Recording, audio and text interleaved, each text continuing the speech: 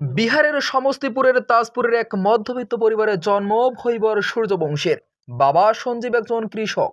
পরিবারের খরচ চালানোর জন্য আছে একটি দোকান। এই রকম পরিবারে পড়ালেখা আর কাজ বাদ দিয়ে ক্রিকেট খেলা এক প্রকার বিলাসিতাই। কিন্তু বাবা সঞ্জীব যে ছেলের স্বপ্ন পূরণ করতে চেয়েছেন, তাই তো ছেলের ক্রিকেট শেখার জন্য নিজের জমি বিক্রি করে দিলেন।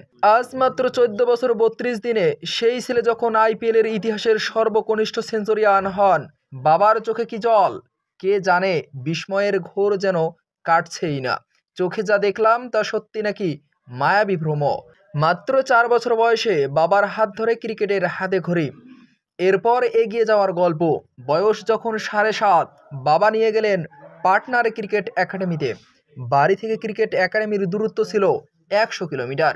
এত দূরে যাওয়া কষ্ট বই কি, কিন্তু থামলে চলবে কেন। বৈভব ভোর 4টার সময় বের হতেন, একাডেমিতে পৌঁছতে বেজে যায় 7:30। মা তৈরি করে দিতেন খাবার, আর এরপর কোচ মনীষ ওঝা একটু একটু করে তৈরি করেছেন ছোট্ট বৈভবকে। আইপিএল নিলামে 1,10,00,000 টাকায় বিক্রি হওয়া বৈভব আজ যেন কিছুটা প্রতিদান দিলেন। 38 বলে 7 চার আর 11টা ছয়ে করলেন 101 রান, ভেঙে দিলেন মনীষ পান্ডের রেকর্ড। মনীষ পান্ডে 2009 সালে 19 বছর 253 দিনে আইপিএল সেঞ্চুরি করে সর্বকনিষ্ঠ সেঞ্চুরিয়ান হিসাবে রেকর্ড গড়েছিলেন।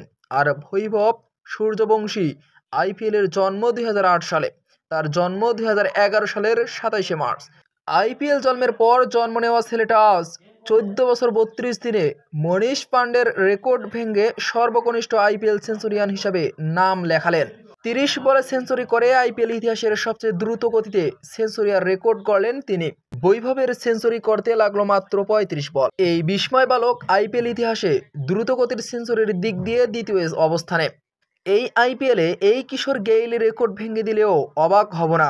আইপিএল এর প্রথম ম্যাচে 50 না পেয়ে কেঁদেছিলেন যে বাচ্চাটা, সেই বাচ্চাটাকে ক্রিকেট উপহার দেওয়ার মতো অনেক বিস্ময় নিয়ে এসেছে।